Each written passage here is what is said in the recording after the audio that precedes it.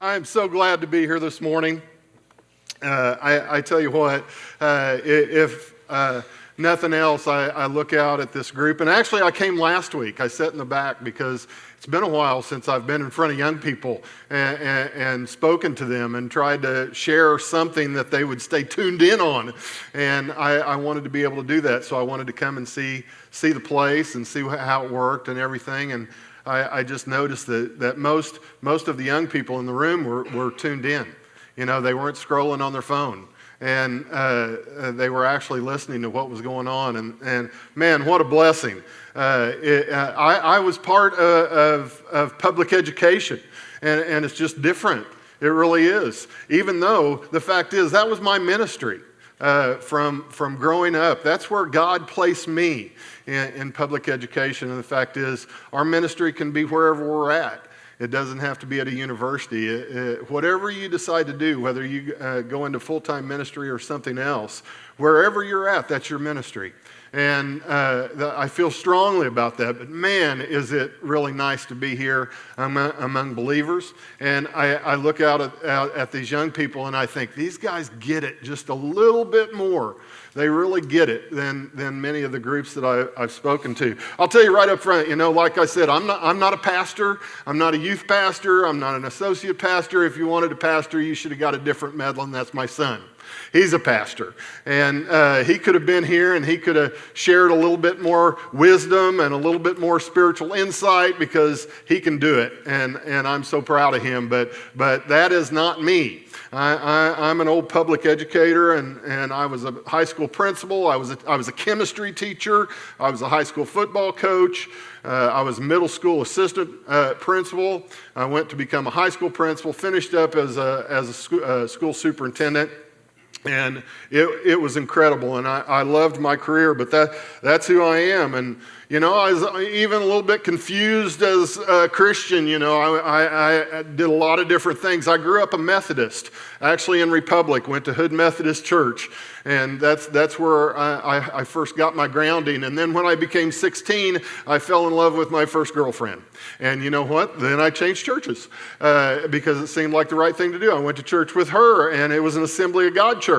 Now, if you go from a Methodist church to an Assembly of God church, you get a wide-eyed awakening. And it was for me. And but that wasn't the end of it. When I stayed there, girlfriends come and go. When I was 19, I ended up and met my wife, and we were married at 20, and I ended up and went to a Baptist church. And I was there for a number of years, and that's where we stayed and worshiped together. And then I ended up and I took a high school principalship in Lamar, and that's on the west side of the state, little town. And I went there, and we ended up and joined the Christian church, and at First Christian, and we were there for 8 years. I ended up and became a deacon, and honestly, that was a place that I probably grew more spiritually than at any other time in my life because of the people around me and the people that poured into me. But that wasn't the end. After I was high school principal there, I came back to Willard as 1 year as high school principal. And I ended up and joined a Southern Baptist church in Willard, and we stayed there for 13 years, and I was a deacon, and then I became an elder, and we went there, and then the church split twice, and now the church no longer exists. And what a tragedy, but you know, that is part of that history. That's another story. But the fact is that wasn't the end, because then I went back to the Assembly of God church, and we stayed there for 2 years, but God didn't plant us there. We knew that from the beginning, because it was like, it didn't feel quite right. It was a great church, great messages, but you know what? We really think God has something different for us, and that took 2 years, and finally, all of a sudden, I find I'm exercising, and I call my son, and I said, hey, who can I listen to? Give me somebody on a podcast that I can listen to. And he said, you need to tune into this guy by the name of Craig Groeschel. And he said, you'll love him, Dad. And I didn't know him. And I tuned in and I listened to some of his messages. Then I started thinking, and at that time, Life Church had about 25 locations, something like that. And I thought, you know what, sooner or later, they're going to come to Springfield. So I started Googling and I found this guy by the name of Brian Franco that actually went to this university. And I just had breakfast with him this morning, and he's our pastor at Life Church. And we ended up enjoying Life Church 7 years ago and love it. And it's interdenominational. So I say all that to say, you know, I don't know. I don't know what I am. I don't know what my background is. I'm just a Jesus follower. And you know what? I have figured out at every one of those locations, Jesus has been alive and well. And you know what? I had spiritual giants that poured into me at every one of those places. And I am so thankful for them. You know, but they all kind of worship a little differently, and that's okay. I love the worship. This morning I joined in. Thank you to the worship band. This morning that is what I love. Even though I can't sing, I still sing. And I love it. But you know what? I kind of think that it's like flavors of ice cream. You know, the fact is there's vanilla and there's chocolate and there's praline pecan, which is my favorite. And you know what? That's what my spiritual growth has been in churches. And you know what? Just if you don't figure out, you know, if your church isn't doing it for you, go find a different flavor, you know, because they're all out there. And Jesus is there in most of them. And the fact is he's alive and well. And not only there, but he's in public schools, and he's in workplaces, and he's in all kinds of other places. And you know what? I'm fortunate because I love ice cream, so all kinds of different flavors are good, and it all worked for me. But that's kind of my background that I came, and you know what? I want to speak in. I really appreciated what Zach said about this last week, and I wanted to speak about that just for 1 minute, okay? Because tragedy, and it's been interesting. I've joined in several conversations with young men that are your ages, and it surprised me because I didn't know the following that he had, and I didn't know the effect that would happen across the country, which I think is pretty cool. The tragedy was awful, but what he stood for and what he believed in is making a difference. Made a difference then. It continues to make a difference. And I was really proud of my pastor because in the message, this is from him. It's not my words. This is from him. He said it so well, but I wanted to repeat it, and it's similar to what Zach said because it cut through a bunch of the political rhetoric that's out there, and I think some of that's offensive, honestly, because it's not about that. He said, it's not about the left versus the right.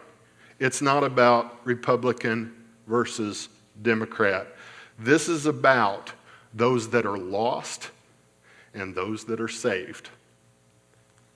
Those that are lost and those that are saved. You know, I've had sin in my life. I am definitely not perfect, and I still mess up all the time. And the fact is, but my sin is no worse, no greater than anybody else's. It's just different sometimes. Sometimes the same. But I think one of the things that it shares also that we have to take away is there's consequences to being a believer. There is. And ultimately, there was a huge consequence to Mr. Kirk. And he now has a bride and young children that will go on without him, without their dad, and without their husband. But here's the secret, that no matter what the consequence I have to face, I have eternal security in Jesus. And I know that you'll be praying. Here's what I hope is I just hope you're praying for the family. And you know what? I haven't heard this one time, but it just popped into my head as Zach was speaking. You know who else we need to be praying for? Is the shooter. That's exactly right. That's the one that's lost. That's the one that needs Jesus. And if we think about what Jesus would be doing in this situation, he wouldn't be spending time going and talking with the believers. He'd be going and spending time with those that are lost. So I didn't write this down, I didn't even think about it, but I think it's a time that we've got to reach out and we've got to lean into people. We've got to embrace them. And I challenge you to do that. You know, those people that are a little bit different than you, that have a little bit different idea, maybe are not saved. Maybe that's what your calling is that day, that moment, is to lean in, embrace, and make a difference in their life. You know, I've never spoken at a Bible school. This is the first time that I've ever done it. So here we go. I'll be honest, it was a little shocking when they called me, because there's only one person in the room that really knows, maybe two people that really know who I am and know some of my past. And you know what? I'm not proud of some of it. It really is. You know, I met my wife in a bar. There's a little giggle out there, just a little giggle, you know. It's like, oh my gosh, who is this guy? Met my wife in a bar. You know, it took me 3 times getting baptized to finally get it done appropriately. 3 times. After the second time, the third time, the church said nope. And I'll tell a little bit more about that in a minute. And then, as Zach shared, I was superintendent out at Willard, and many of you don't know, but one of the last things that actually happened to me at Willard was I got suspended from my job as school superintendent on the way out after 14 years. That's how I ended my career at Willard, on suspension. Now, I'd suspended a lot of kids. And, you know, I'm sure they got a big hoot out of it, you know, I think kind of a turnaround, and now the superintendent's getting suspended. But that's how I ended up. And I'm sure there's somebody back there that Zach is saying, who actually vetted this guy? You know, did somebody really talk to him? And the sound guy's probably about there ready to pull the plug sometimes to see where I go. But, you know, that's part of what I had in the past. I even, last week, after Zach called me, I had to call him back, and I talked to Jolene, and I said, is there like a dress code that I need to go by when I come? Because I wore a suit and tie for 30-some years. I don't do that anymore. And Zach says, yeah, that's okay. I said, can I wear jeans? And he said, yeah. He said, that's fine. You can wear jeans. He said, no. He said, and I think Jolene said this. She said, just make sure that you don't have any holes in them. Now, that narrowed down my wardrobe quite a bit. I had to go to the closet and search really hard to find a pair of jeans that didn't have a pair, you know. And I looked this morning, I don't think there's any holes in my jeans, so I think I'm okay. I didn't check the back, I don't know, but I think I'm okay. So I hope you'll accept the way that I am this morning, because this is just who I am. How many of you all out there have ever heard of Paul Harvey? The older people have. These people in the background, they know Paul Harvey. You young people are thinking, who knows Paul Harvey? Well, Paul Harvey is an old guy. I'm an old guy. It was even older than that. I kind of got on the tail end of his news broadcast. He was a news broadcaster, and he was famous, and he was on the radio all the time, daily. And the most famous thing for Paul Harvey is he would tell the rest of the story. He always had a message right at the beginning. He'd give us a little blurb, and then throughout his message, he would tell the rest of the story. So I'm going to try to cue off that a little bit today, and I'm going to tell the rest of the story of some of the things I've already shared. I love the theme this year of Tell Your Story. And God has been a major part of my story throughout my entire life, but He has taken me through quite a journey, and I'm just going to tell a little bit about that today. And because He's walked with me side by side, holding my hand through much of it. And because I'll tell you what, one thing that I know, there's 3 things that I'm going to say that I know for sure today. And the first thing is we serve a big God. And if you agree, say, I agree. Okay, very good. That I believe you. And you know what? Let me read a scripture that supports it. You got to get a little scripture in at a Bible school. Okay, here we go. Isaiah 40, 12 through 17. Who else has held the oceans in his hand? Who has measured off the heavens with his fingers? I can just see God measuring off the heavens? Who knows the weight of the earth, or has weighed the mountains and hills on a scale? That's just a brief description of how big our God is. He is unimaginable, just like this describes. I also believe that God is faithful. If you believe He's faithful, say, I agree. All right, very good. Lamentations 3:2. The faithful love of the Lord never ends. Never ends. It's like eternal security. It's like what our life's going to be as a Christian. Never ends. Sometimes when you're going through those hard times, sometimes when you're going through those rough spells, and you're thinking, God, where are you? I'm telling you, He is there. You might not hear Him. He might not be vocal at that moment. He might be testing your faith, but He's there, and He's faithful, and His love never ends. I also believe that God has a plan. If you agree, say, I agree. All right, a little bit louder. If you agree, say, I agree. All right, very good, because you know what? He has a plan for my life still. He has a plan for every one of your lives. He has a plan for this university. He has a plan that stretches into the future and pulls from the past.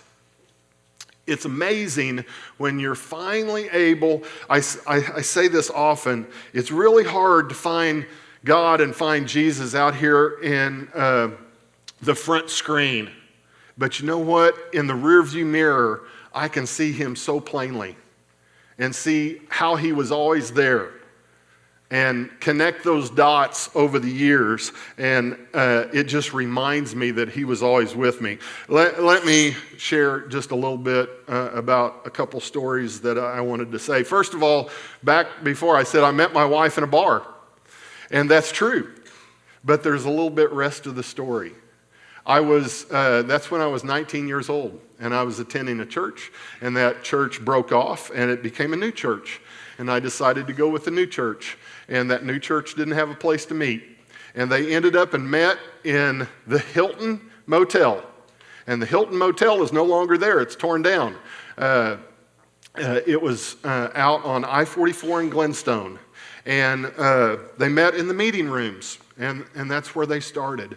And I was very close with the pastor, and I learned a bit about this story, and they had booked the meeting rooms for a long period of time. We were there for a couple years, actually, before they found another building. And they ended up, and the leaders, the managers of the motel, they said when my pastor wanted to book all these on Sunday, and there wasn't conferences on Sunday, so it worked really well, but they said, we have one time when it's booked, and you're not going to be able to meet here. And my pastor was like, well, we got to find a place because we can't cancel church. We don't know what we're going to do. And they reached out to a couple different places. They couldn't find it. Then the motel management came and said, but if you want to go down and meet in Merlin's bar on Sunday, it's open. And my pastor was like taken back and like, how is this going to be responded to?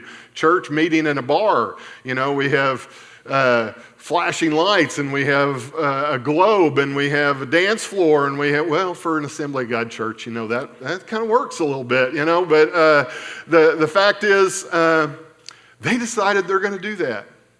And so the church, and there was probably 150 people at that time. And they ended up, and we went down and met in Merlin's bar. And after that service, the pastor standing on the dance floor and preaching a service, the first time, there'd probably ever been a service in that kind of an environment.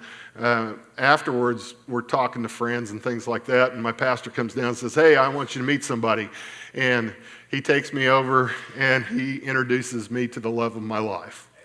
And Angie and her family had heard about the church, and they decided to come and visit the Hilton, and then found out that it was meeting in the bar. So if you knew my wife, that would be a real stretch for her, especially at that time, because she is the real deal. But so the fact is, we ended up and met in a bar. So you know what? I love the times when we go places and we have a new life group, or we have Sunday school class, or we have friends over and stuff like that. And they're like, oh, let's tell everybody how you met your spouse and what the story is. And this person, oh, we met in church. Oh, we met at youth camp. Oh, we met on a mission trip. Oh, yeah, we met in a bar. And then I'll just pause, and Angie's face will go down, but I'll end up and get to share the fact that it's true. And 41 years later, I'm so thankful that we got the chance to do that, and it was such a special time. And that's a little bit of the rest of the story, because you know what? I go back to my 3 things that I said to you. The fact is, he's a big God. There was, we got to meet on campus, and the fact is, if Angie's parents would have brought her, and we would have moved off campus that time, and they were visiting the church for the one and only time that her folks came, we wouldn't have been there. And that meeting may never have happened, but it did. And we serve a big God. He's faithful. He had a plan for my life, and that's where it began with my wife.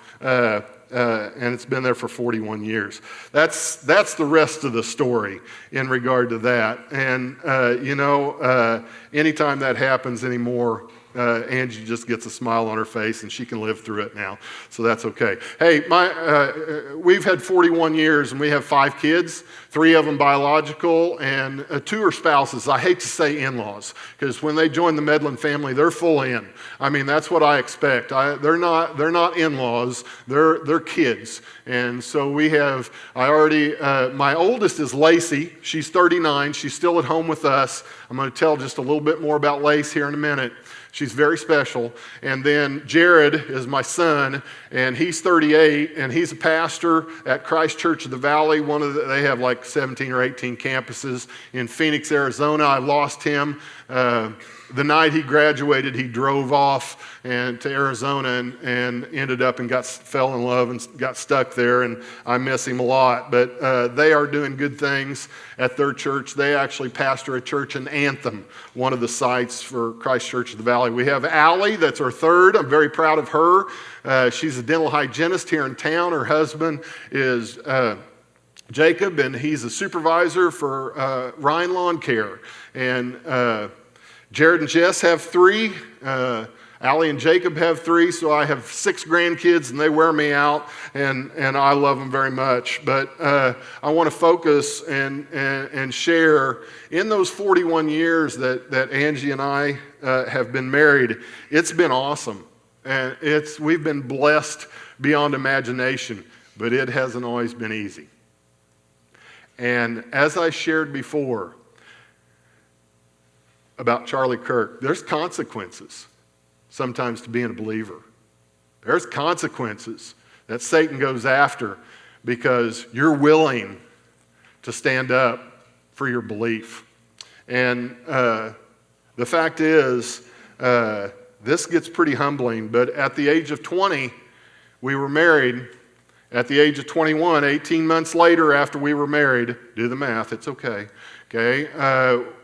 Lacey is born. And everything's good, and she's beautiful, and she's growing well, and she's smart, and she has curly hair, and God, I can picture her right now. Then she started getting sick, and couldn't figure out what was happening, and it took a long time. And finally, when she was 2.5, I'll never forget, we were at Mercy Hospital. I'll never forget the doctor, Dr. Wilson, walked into the room. We'd just gotten a new doctor. And actually, I asked him later, weeks later, when did you know that? What was wrong? He said, the first time I saw her. We had gone to multiple doctors, couldn't figure it out. She was down to 18 pounds. Couldn't figure it out.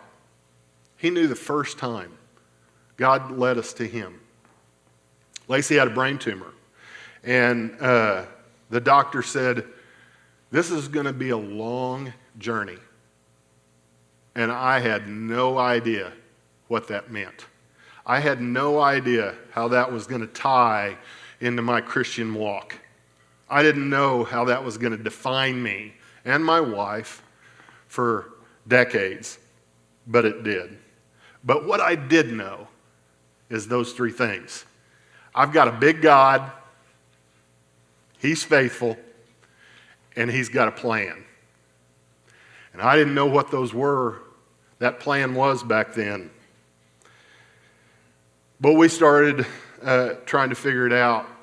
And after many, many surgeries, chemotherapy, radiation, 18 years, we went to St. Jude's, Memphis, Tennessee, driving back and forth, 160. I can tell you every one of the towns, Hardy, Hoxie, Imboden, Bono, Jonesboro. We went time after time after time. My wife would stay down there for months. I would drive down there on the weekends. I missed school. It was my first year of teaching when this happened. 18 years. But after several years, about 10, Lacey was declared cured. And she's a walking miracle for many, many reasons as a cancer survivor. And she's 39 years old now. And she, I want you to hear this, she is my hero. And I think you'll figure it out as I share a little bit more. Why? She is a very special young lady. What we didn't know is cancer was just part of the journey, because how to fix it, how to heal it as far as the secular world goes, it's just like medieval, okay? You poison it out, okay, chemotherapy. You burn it out, radiation, or you cut it out, surgery. And that's what we had. And 35 years ago, 37 years ago, it was not as good as what it is today. It wasn't. So, lots of side effects because of those things. Lacey, when they talked about chemotherapy, they said, and radiation, she was too young, but they said she won't survive without it. So I prayed, man, I'm on my knees. This is when I'm seeking God, and I'm really struggling to hear. The enemy's pretty loud, okay? God was pretty quiet. Couldn't figure it out. So I just had to go off a lot of my own wisdom. I didn't know that God was speaking into my spirit the whole time and leading me the whole time, but I said, okay, let's do it. And so we had all those things. And the radiation ended up and hurt her cognitively. She reads at about third grade level. And she writes notes all the time. She'll leave a note on your pillow. She'll leave a note on your mirror at night. She'll stick it on there. She'll leave a note in the car. She does this all the time. She's so funny. Her hair never came back. Lost all her hair, like cancer does. Never came back. She wears a wig. She's almost lost all of her hearing now, because those little filaments that are in your ears that help produce the sound, they fell out. The chemotherapy affects that too. And she now has a cochlear implant, and she can actually hear pretty good. About 65% is what they say. But if you're speaking to her directly, she can have great conversation with you. She has a lot of balance issues. When we go to Silver Dollar City, which she loves, we have to take a wheelchair and take her in that. She uses a walker sometimes at home. She stumbles, she falls. She only weighs about 95 pounds. But she's a walking miracle.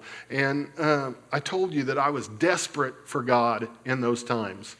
And then He finally did speak to me. And I don't know I don't know exactly how to describe this, okay? But some of you will know. You know what it's like when God's talking to you in your spirit, okay? I think we get that. But then there's that time that God really connects. And I won't say it was audible, but it felt like it. I knew it was God. And I was desperate for him, trying to figure out some answers for Lace. The only 2 times this ever happened, both of the times it's been about Lacey in my life. That's why she's my hero. And he said these words. It's written in my Bible. It's almost like scripture to me. And he said, step into the fire, trust, and believe. That's it. That's all he said to me. Step into the fire, trust, and believe. But what's that tell you? Okay? It means that you got to go forward. You got to do something. You got to have action.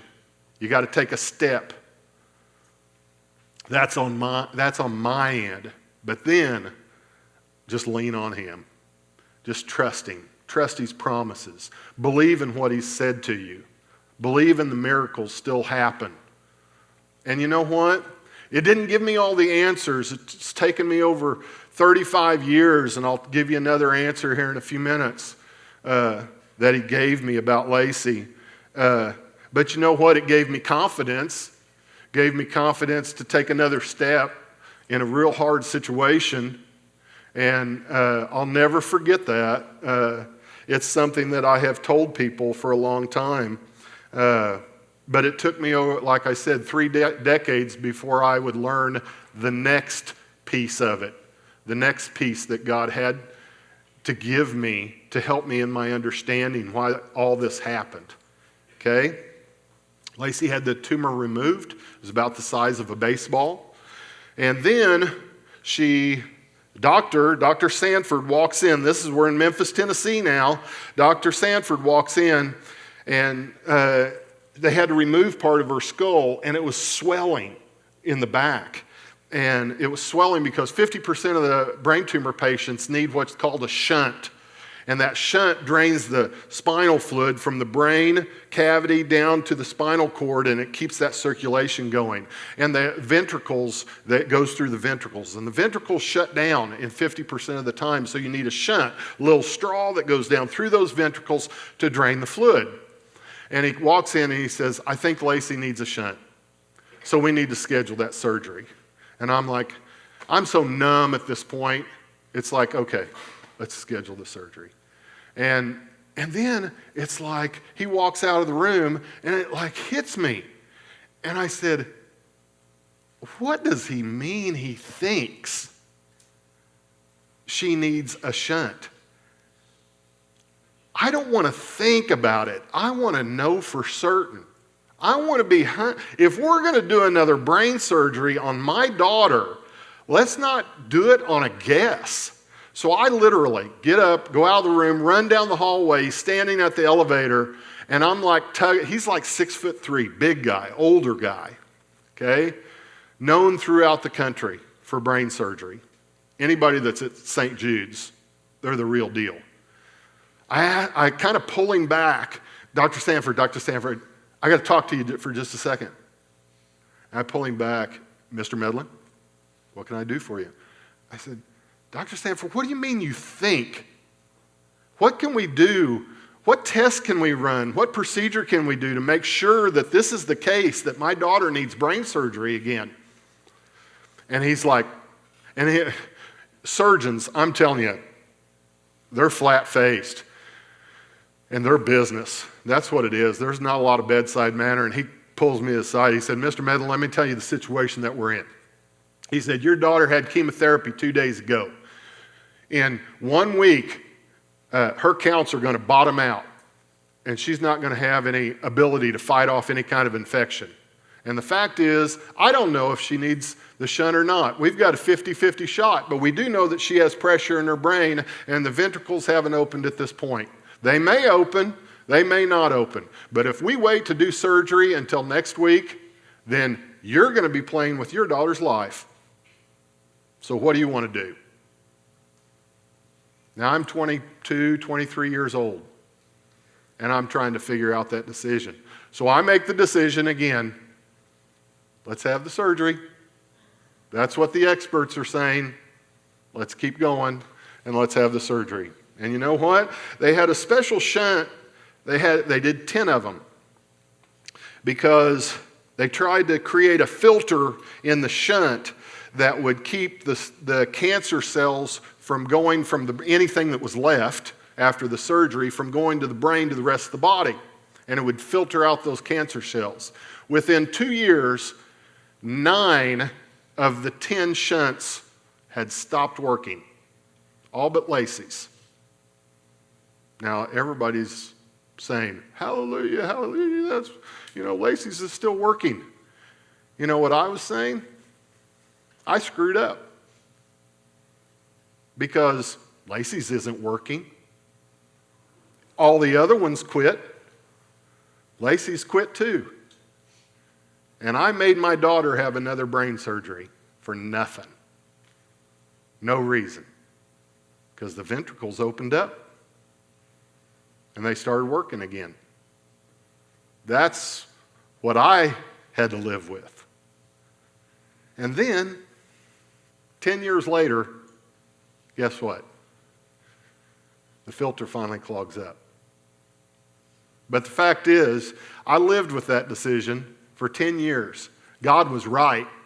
He was giving me wisdom that was correct. She needed the shunt. She ended up and had to have it replaced, just like the other 9. But she was the only one that made it from year 2 to year 10. And the fact is, there's a little bit more about that I have to share. But what I did know during those 10 years, I kept believing that my God's a big God. He's faithful, and He's got a plan. I don't know all that it is. I've learned a little bit, but He's got a plan. I kept walking with Him during those 10 years through this. And, I pray for each of you. I will tonight. I really will. That if you're desperate for an answer, I ask you, just do the same. Step into the fire, trust, believe. Those things will give you confidence to keep moving forward. Let's fast forward 35 years, 2 years ago, 35 years. God shared the rest of the story that I'll share about Lacey. And once again, I'm praying for Lacey desperately. God, intervene in her life. She's 39. I'm 61. This is hard to say. We didn't ever believe she'd live this long. But God's been real faithful. And she has a story, man, and she witnesses to people all the time. But I heard God's voice a second time during this prayer. This is the hard part. And I'd been praying for 3.5 decades for Lace. And God shared this with me. He said this. He said, Lacey's perfect. Lacey's perfect. I have allowed these things to happen to her to keep you close to me. Let me say that one more time. God said to me, I have allowed these things to happen to her to keep me close to Him. Now, if you don't think that's humbling as a father, that'll break you really quick. But what I had to focus on is the first words that he said, that Lacey's perfect. And she is. She's amazing. She really is. But it tells me this also. God doesn't always fight fair. I think He'll use anything possible sometimes to get a hold of us. Anything possible. And He knew with me, and the 2 people that know me know I can be pretty hard-headed, that it had to be big. And this was big. But what did it do? It kept me close, on my knees, praying continually, seeking His face, trying to find out what His heart was saying. And He used my daughter to happen. Now, and some people will say, most of you guys get it in here, but some of the people out in the world would say, how could a God do that? Lacey is perfect. She's going to have eternity with Jesus. Her body will be made whole at that point in time. But she is perfect as she is here. I have no doubt when she gets to the gates of heaven, she's going to hear on a megaphone, very loud and very clear, job well done. I guarantee you, she tells as many people about Jesus as half the people in this room, in her own way. And they see it all the time. Now, that's Lace. That's the biggest part. But let me tell you about the rest of the other two stories. Told you it took me 3 times to get baptized. First time I'm an infant in the Methodist church. Dad and Mom bring me forward, sprinkle, sprinkle, sprinkle. You know, here we go. He's an infant. Everybody claps. We go, shake hands, everything. Oh, great, he's baptized. You know, that was cool, and I knew about that, and I know why they do it. And then at age 7, I actually accept Jesus in my heart at that point in time. And you know what? I went forward then, and I wanted to be baptized. So Methodist Church went forward again, sprinkle, sprinkle, sprinkle. You know, here we go again. And I thought, man, I knew that was real and it was special to me. And again, claps, shake hands, you know, as everybody leaves the room. And that's number 2 baptism. And, you know, that was good for me for a long, long time. Then finally I went to the Christian church in Lamar and we wanted to join. And they looked at us and they said, Angie, you're fine. You just come right in, find a seat, you know, and Kent, sorry, you can't join, you know. And it's like, have you been immersed? Nope. Well, I've been sprinkled twice, you know, 2 sprinkles. Does that equal immersion? You know, I don't know. They were heavy sprinkles, you know, a lot of water. But no, that won't work. And I think, you know, wow. So actually the pastor comes out to our house twice because, again, I'm hard-headed, and he talks to me and starts to teach me about baptism and immersion. And but I talked to him and I said, here's the deal. If I do it again, then it's like that time didn't matter. And I actually believed that at that time, that it did matter. That was my public declaration. And isn't Scripture pretty clear that there isn't anything I can do, any action that I can take that actually saves me? You know, so I argued back and forth. You know, we had good conversation, and then comes back a second time. You know, I still can't join the church. By the way, I ended up and became a deacon in the church. But I still couldn't join the church. He comes back again, and he finally says it like this. He says, you know what, Kent? He's getting ready to leave. He said, I can't come up with a convincing story. He said, I'll just say it like this. He said, it's what Jesus said to do. And that's what he did. Isn't that good enough? Then he had me.